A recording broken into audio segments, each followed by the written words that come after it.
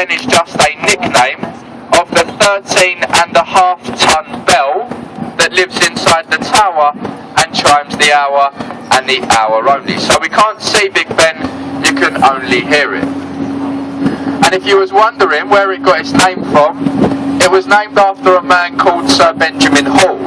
He was the Commissioner of Works at the time of the construction. He was a very short man, he was very fat. He much resembled a bell, so they named the bell after him.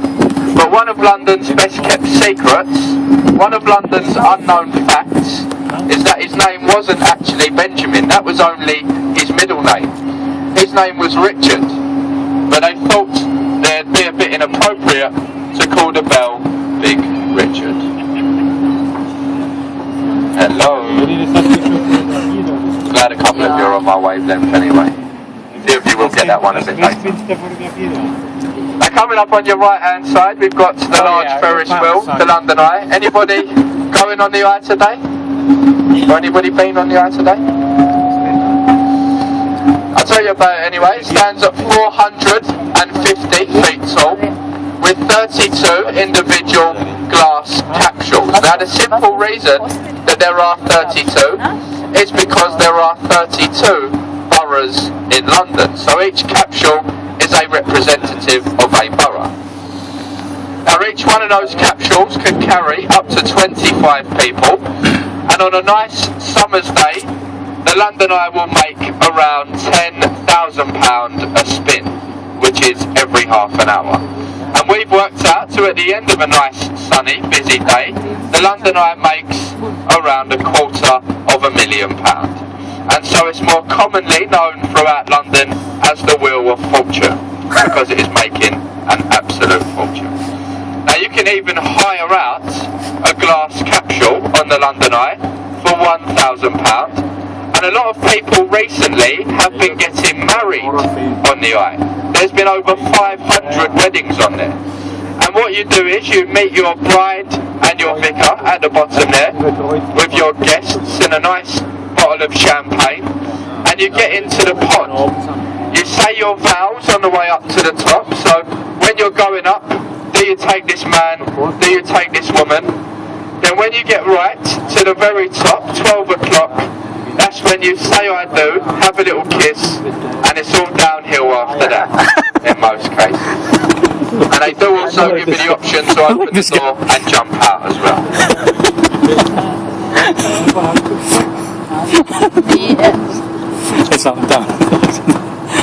Now over on your left hand side we've got a white column with a golden eagle on the top.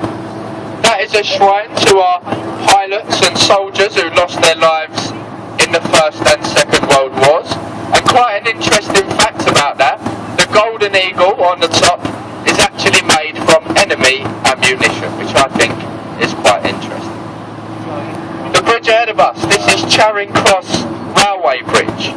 I'll tell you about the bridge in a minute, but look to the left of that bridge, right on the end, you can see that funny shaped building.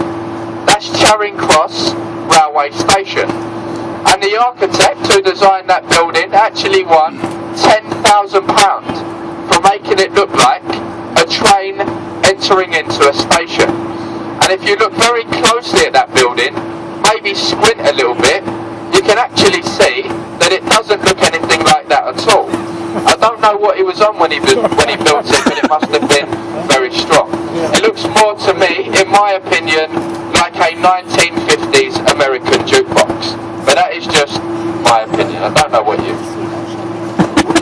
Now it's a bit of an old tradition that as you go down through this bridge, if there is anybody up there, you've got to give them a wave, and if they wave back, it is said to bring you 5 years of luck. So if there is anyone up there, for those of you in the open, my recommendation, smile and wave.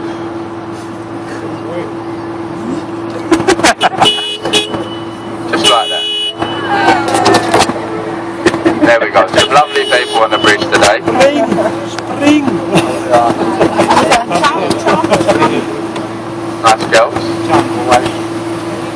Oh, they're not so nice. Now, I did say it is a railway line, so So if any water does come down on your head, don't be alarmed. That is just the trains flushing their toilets before they go into the station. And for those of you who didn't get a wave back, keep waving up. She looks like trouble, so give her a wave. There we go. Just safety bandit. Did you all get a wave back? Very good. You're going to be very lucky people. And on your right hand side, the Royal Festival Hall, the last remaining building from the Festival of Great Britain in 1951. It's a very famous building. Many famous people have played there, such as Liza Minnelli, Michael Jackson, Sir Elton John, and Blue Eyes himself, Frank Sinatra. They've all played over on your right hand side.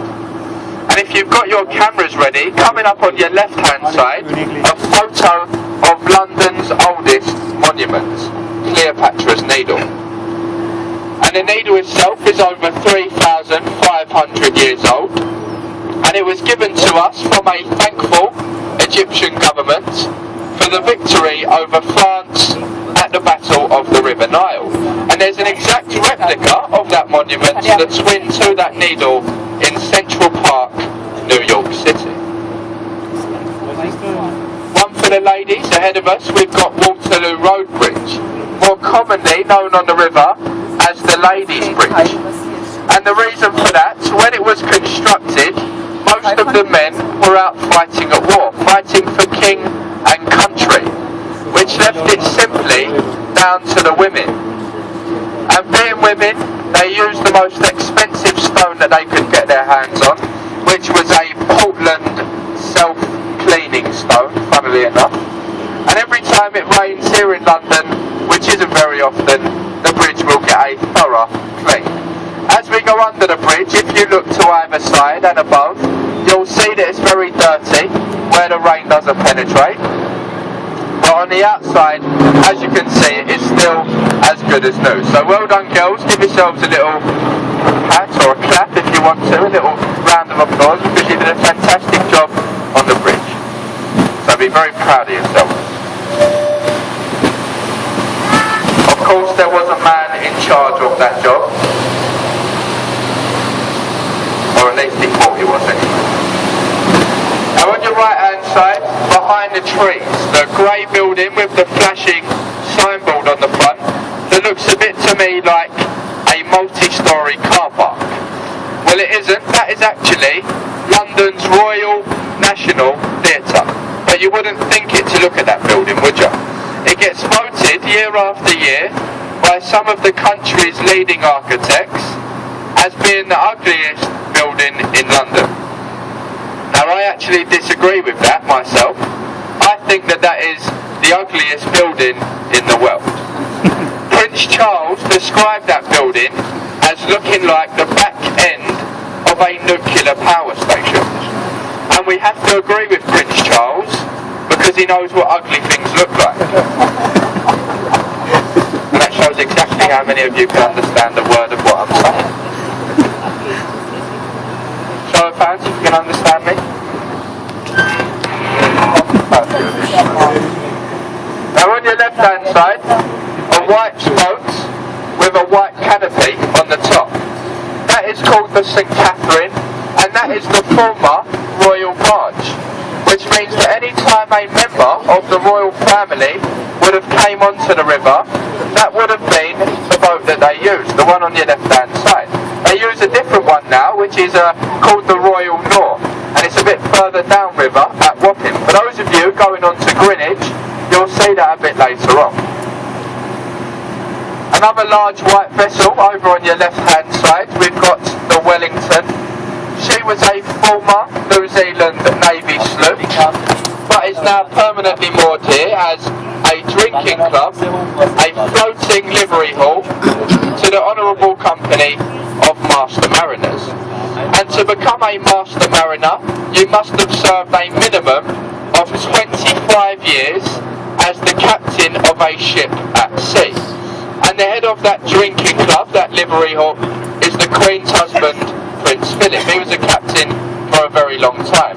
We do often see Prince Philip actually stumbling about at the back of the boat after are a few too many. If you look to the stern of that boat, look to the back of that boat, you'll see that there's a stone archway on the river wall, and that is known as Temple Arch or Temple Gate, and that is an official boundary line between two cities. The city of Westminster, which we are now leaving, and the city of London, which we are now entering into. Now I don't know if you knew this, but look over on your right hand side. We've got some lovely beaches here in London. Look at that on your right. Lovely golden, sandy, tropical beach. And that's where in the summer we film such things as Baywatch and Home and Away. Just making sure you are still listening now. On a serious note, the red brick building on your right hand side is known to us as Stamford Wharf. And it used to be a cold meat storage warehouse, but the building got taken over, it got bought by the famous gravy company, Oxo.